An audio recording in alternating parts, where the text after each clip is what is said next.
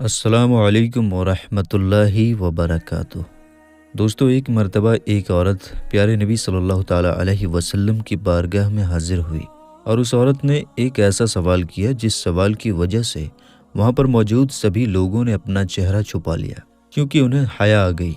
यह सवाल क्या था? उस औरत ने आकर कहा, या रसूलल्लाह सल्लल्लाहु ताला अलैहि वसल्लम, मेरे माँ बाप आप पर कुर्बान हों, क्या औरतों को हैज होता है?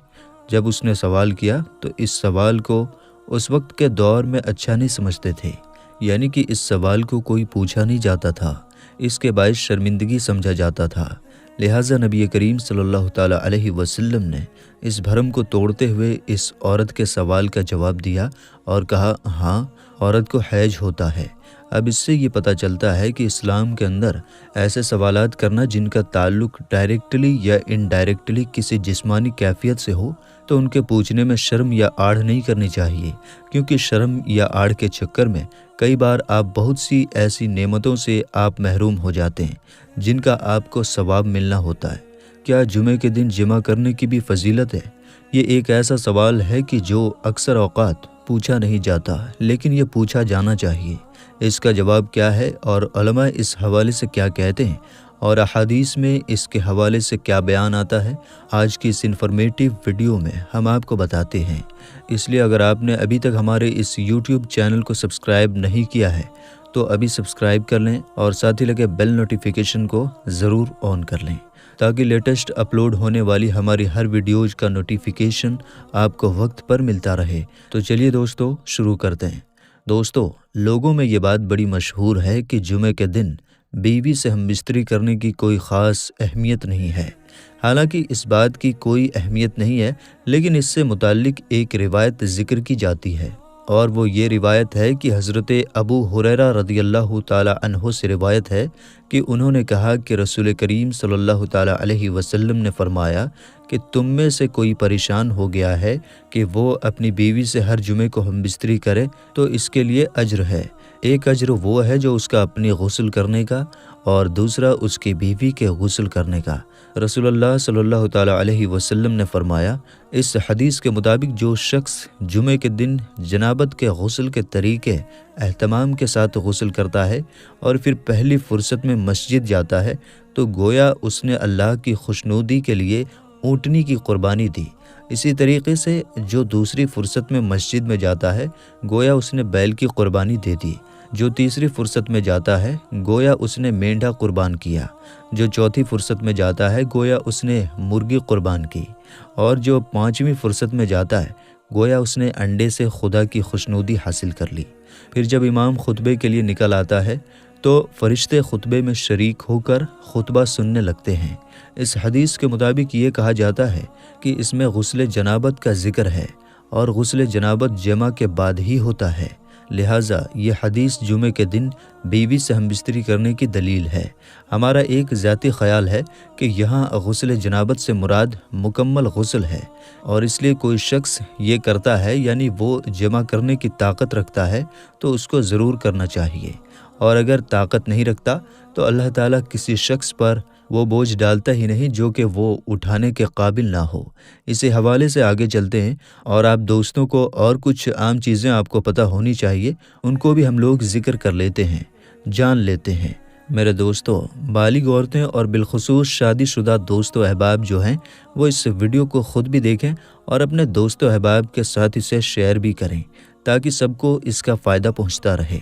एक मामला कुछ यूँ है कि नबी करीम सल्लल्लाहु ताला अलैहि वसल्लम ने जब निकाह की जो सुन्नत है उसको जब आपने अदा किया और उसके बाद आगे से आगे बढ़ाते गए, यानी कि आपको पता होगा इस बारे में, या शायद आपने कहीं पढ़ा हो या सुना होगा कि जब किसी इंसान को दुनिया के अंदर शादी के हवाले से कोई पूछता है तो बंदे का जवाब ही ये होता है कि क्या मेरे पास इतना माल, इतनी दौलत है कि मैं शादी कर सकूं? क्या मेरी आने वाली औलाद को पालने के लिए मेरे पास सरमाया होगा, जो कि ज़रूरी होता है? इस तरह के जो सवालात हैं उनका जवाब भी बड़ा अहम होता है। अब इस जवाब का अगर मैं ज़िक्र करूं, आप दोस्तों के साथ शेयर करता चलूं कि देखें अल्लाह तबारक व तआला की ज़ात ने कुरान मजीद में फ़रमाया है कि औलाद को इस डर से कत्ल ना करो कि वो तुम्हारे दस्तरखान में तुम्हारी शिरकत दार बन जाए। جو ایسا کرتا ہے، جو بنیادی طور پر اللہ پر تقوی نہیں کرتا، وہ خدا پر بھروسہ نہیں کرتا، اس کو یہ لگ رہا ہے کہ شاید وہی اپنے بچے کو کھلا رہا ہے۔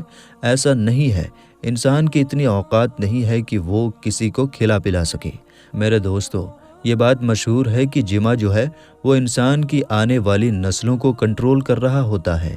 اب یہ بات آپ سبھی لوگ جانتے ہیں کہ حالیہ دور کے اندر لوگ ایسے بھی ہیں جو اس حوالے سے کچھ چیزوں کا خیال رکھتے ہیں، کیونکہ وہ اولاد نہیں چاہتے اور وہ مباشرت طول کر لیتے ہیں، لیکن وہ اس کو اس طریقے سے کرتے ہیں، اس طرح سے پروٹیکٹ کرتے ہیں کہ آنے والی جنریشن پیدا ہی نہ ہو۔ اب ایک بڑی اہم چیز ہے کہ اس حوالے سے لوگ سوال بھی کرتے ہیں، تو علماء جو ہیں وہ کہتے ہیں کہ یہ طریقہ غلط نہیں ہے، کیونکہ یہ جو اب کے وقت میں استعمال ہوتے ہیں، یہ پروٹیکشن اور یہ ساری چیزیں تو دور جدید کی چیزیں ہیں۔ جس طرح ہم بجلی استعمال کرتے ہیں، موٹر کار استعمال کرتے ہیں، لیکن اگر غور کیا جائے پرانی باتوں پر، جس طرح موٹر کار سے پہلے لوگ گھوڑوں پر سفر کرتے تھے، اسی طریقے سے اس عمل کو یعنی آگے اولاد کو پیدا کرنے کے عمل کو بھی روکنے کے لیے لوگ اس وقت بھی چند ایسی تدابیر استعمال کرتے تھے جنہیں آج بھی استعمال کیا جاتا ہے۔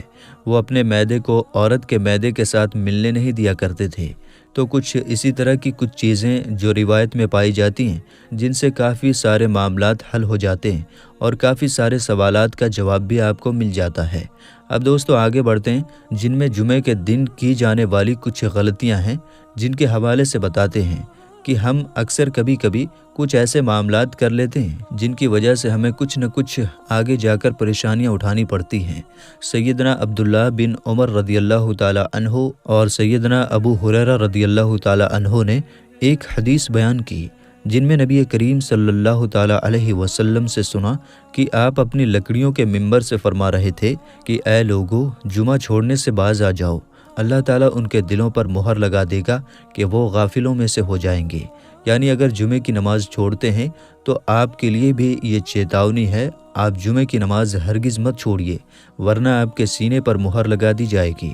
سیدنا ابو ہریرہ رضی اللہ تعالی عنہ روایت کرتے ہیں کہ نبی کریم صلی اللہ تعالی علیہ وسلم نے ارشاد فرمایا کہ جمعے کا دن آتا ہے تو فرشتے مسجد کے دروازے پر رک کر مسجد میں آنے والوں کے نام لکھتے ہیں۔